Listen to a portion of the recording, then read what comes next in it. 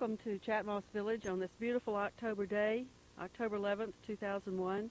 We are here at the home of John Frank, 315 Plantation Road.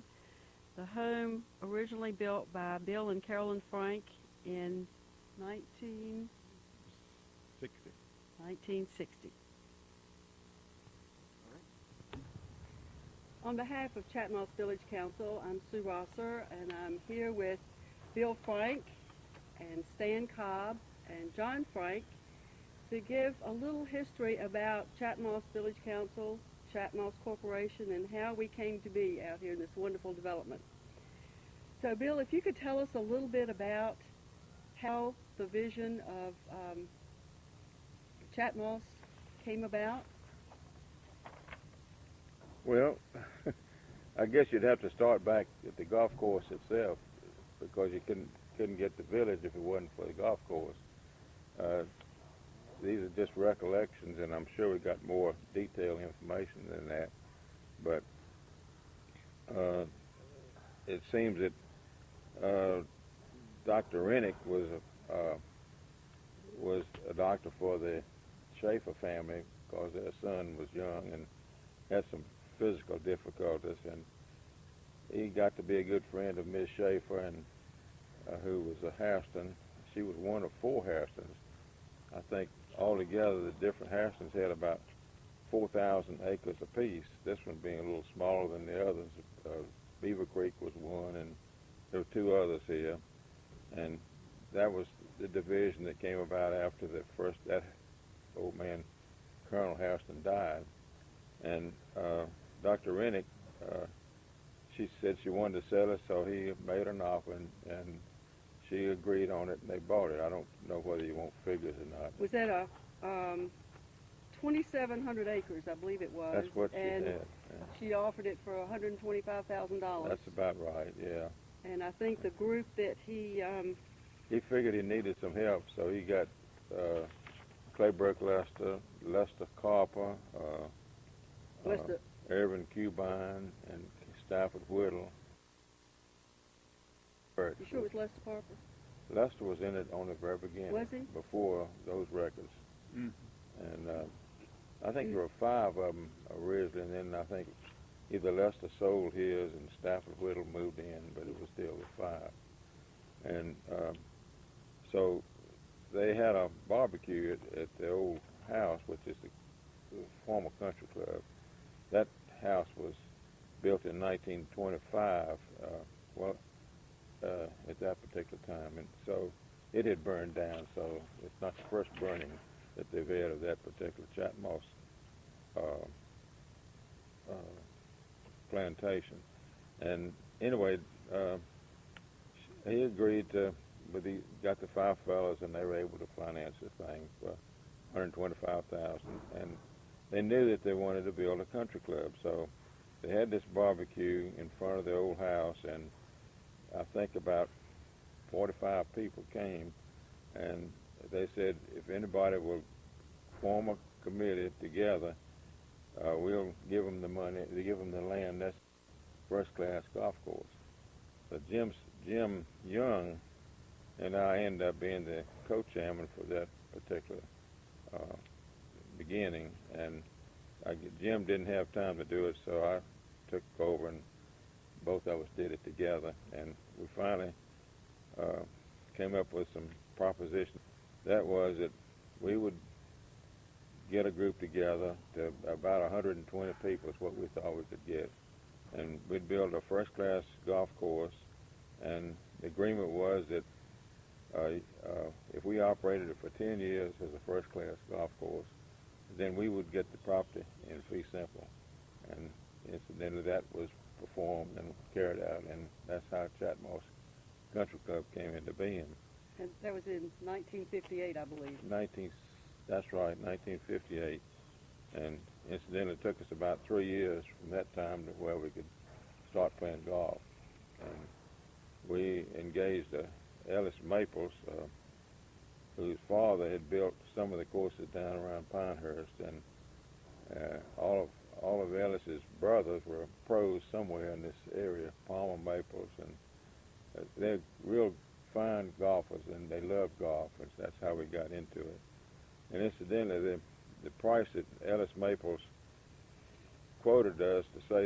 build this golf course for was $125,000 also, and of that 125,000, 25 was reserved for equipment. And when we got up to $168,000, I asked Ellis Maples. I said, Ellis, you knew this thing was going to cost more than $125,000. He said, well, if I told you $168,000, would you have built it? I said, no, we couldn't afford it.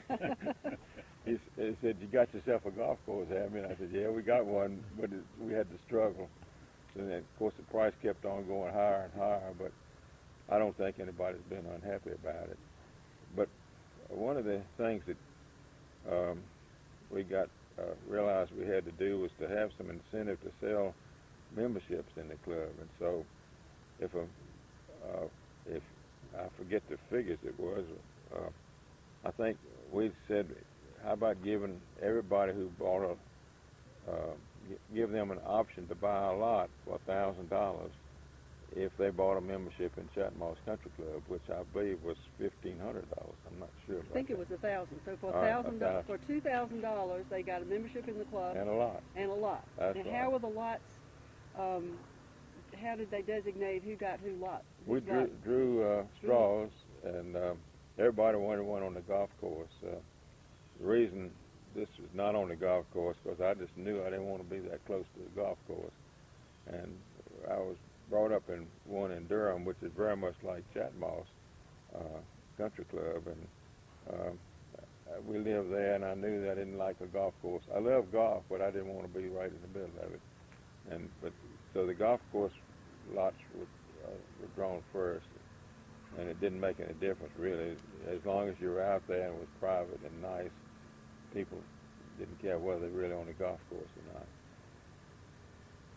Now, did your father build a golf course in North Carolina? Well, he was involved in a situation very much like Chatmoss, and I guess, of course, at that time we had the Great Depression, and it did go broke. But in fact, they got down to where they had to close everything but one golf course, one of the 9-hole courses. But that ended up still being one of the nicest courses in Durham. Hope Valley Country Club is what it was.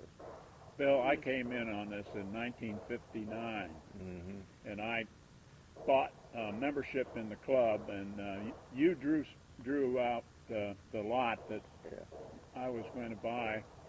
And I remember every time people saw you, it cost them money during those days. Oh, gosh. Well, it's sort of like Ellis Maple said, you got yourself a lot and you got yourself a golf course. Right, and the lot has appreciated in value, I might add. A great deal. The name Chatmoss is a beautiful name, and it came from Mrs. Schaefer, I understand. Maybe? She was a daughter of the Hairston, and she'd been married before, by the way. That wasn't the name of her first marriage. I don't know what that was. But anyway, she was in England, and she wrote her father and told him that, suggested that he use the name Chatmoss, but she learned about it in England. We don't know where it came from. But It was a novel, I think, maybe she was reading. It could have been that. And incidentally, there used to be a Chatmoss station down there where the railroad track was. It had a little house down there marked Chatmoss. If you went by on the train, you'd see it either way. So that's how that name came about.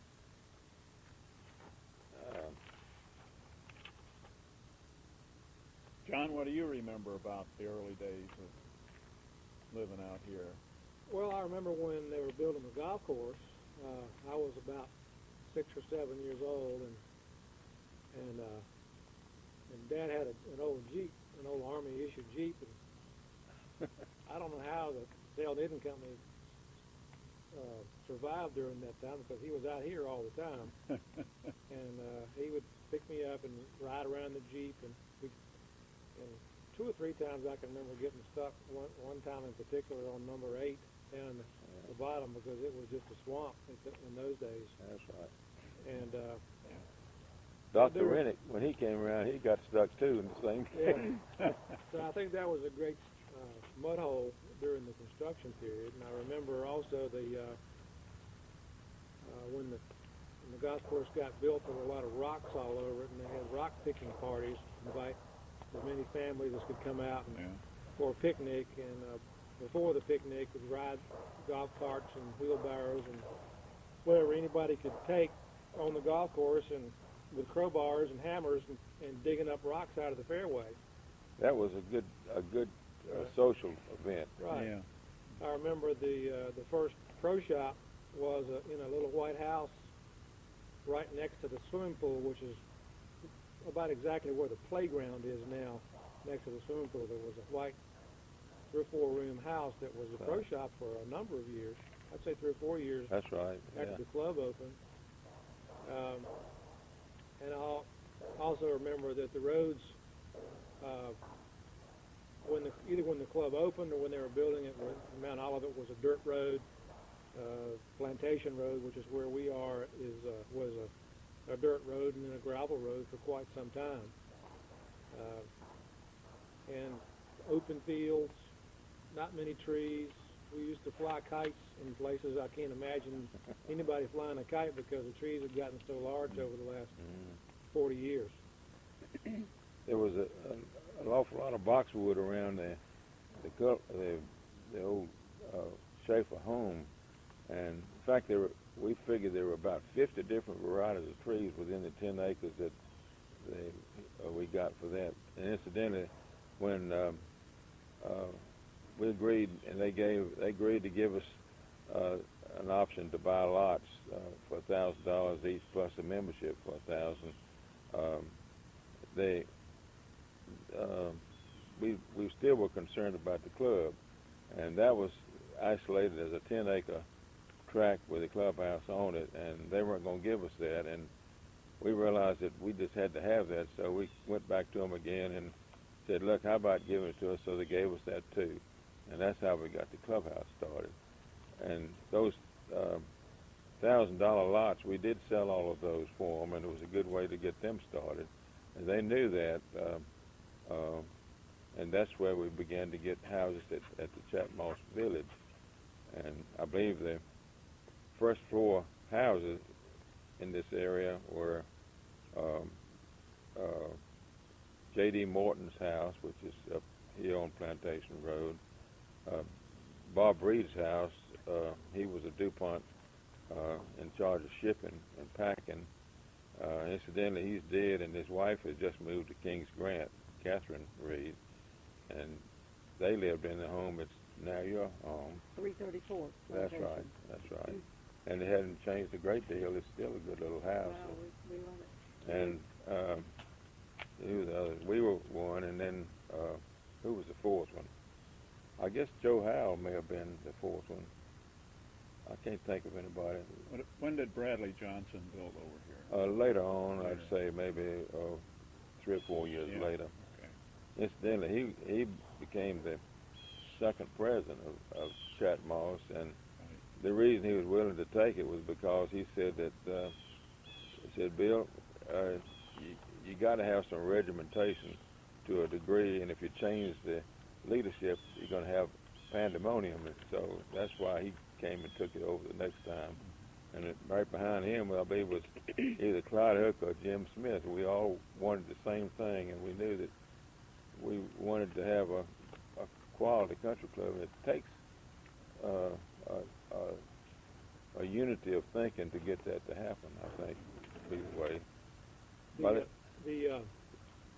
Behind us is the lake, which we call Lake Lombard, and there was on the original map, I understand, there was a street called Lombard. Maybe you can tell us a little bit about the lake that is part of the neighborhood? Well, when we built this house here, and I saw that road down there, and it just looked like it was too close, and it was going to make the place too crowded. And at that time, land cost was reasonable, and I got a long-term mortgage from Chatmoss Corporation to get 15 acres down there, and then we got all the property owners around it to agree to pay for that portion of the lot that went into the lake if they had the right of ingress around the lake, and that's how we got that lake built. So it's owned by the property owners. It's owned by the people that are That's right. whose property touches the lake. And that's right. And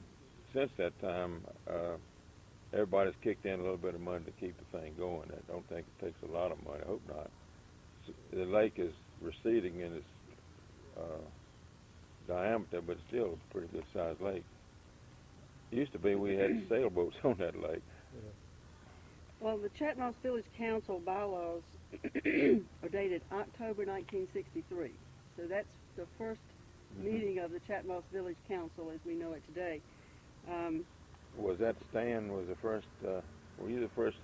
I think Bradley Johnson was president then. Okay. Or maybe no, we're Bob talking about Reed. the village council. Chatmoss Yeah, the Village, Village I believe it I was believe Bob Reed. I believe it was Bob Reed. Bob Reed. Okay. Yeah, And there that's was Lloyd Riggin, J.F. Bowling, W.B. Guthrie. These are all Mr. and Yeah. Mrs., excuse me. Yeah. Mr. and Mrs. Dan Dennis, Mr. and Mrs. Bill Frank, Mrs. Bill W.Z. Ford. Bill Ford, Yeah, and Mrs. Frank Taylor. yeah, that's So right. those 8 couples were the original Chatmoss Village Council That's that were right. formed for the purpose of promoting the mutual interest as homeowners in the section to be named Chatmoss Village. That's right, exactly right. So Was John Adams' name on there? I guess that was after he got. and he probably maybe joined later, but Yeah. these were Okay. the original ones. So there's some interesting notes back in the files of in 1974. I have a letter here to my father, Carlton Wooldridge, from Bradley Johnson, saying that he had Dover Harrison clean up around here, and he would do it on a monthly basis for $3 an hour. Well, Dover still works for us. So I would tell him what he had to pay for it back then. Along that line, I saw somebody the other night, Ben, who's the lawyer? Ben Gardner. Ben Gardner. Mhm. And I said, Ben, I saw a letter that you wrote authorizing J.C. Wooldridge to buy the Chatmoss Village sign for $200. Ben said, yeah. He said, I was appointed president by Bradley Johnson. He said, I wasn't even elected. Those are the Chatmoss Village Council. Yeah. Yeah, Brad ran a pretty stiff ship. Tight ship, yeah. He learned that from DuPont. I guess so. He was a great guy. Yes, he was. Yeah. Well, Well, thank you for all that you've done for this community. Is there anything that you can think of that you would have done differently or could have been done differently to make it even a better place, which I can't imagine because it is a great Well, community and it's a yeah. tribute to you and Yeah. all that you've done to make it I such. appreciate that. I don't feel like it was me that did it. Well, It's yeah. everybody that did it, and everybody that was involved in trying to get it going. We wanted a peaceful place and without as many regimentation factors as you more normally put up with. As time goes on, I'm sure it'll be a nice place. And looking at Hope Valley and Durham, that's what happened there. They had the same problem of getting started. And when you have a recession or you have a depression, everything drops down. But it'll come back because the land is there and it's not affected by financial conditions. It's just somebody loses something and somebody else comes along, picks it up at a cheaper price and start all over again. And I think we're in the midst of some of that now, but it's not going to change. I think Chatmoss Village will be here for a long time, and I think the people who stick together will make it that way because that's what they like. Right. Are Thank you? you. Are you?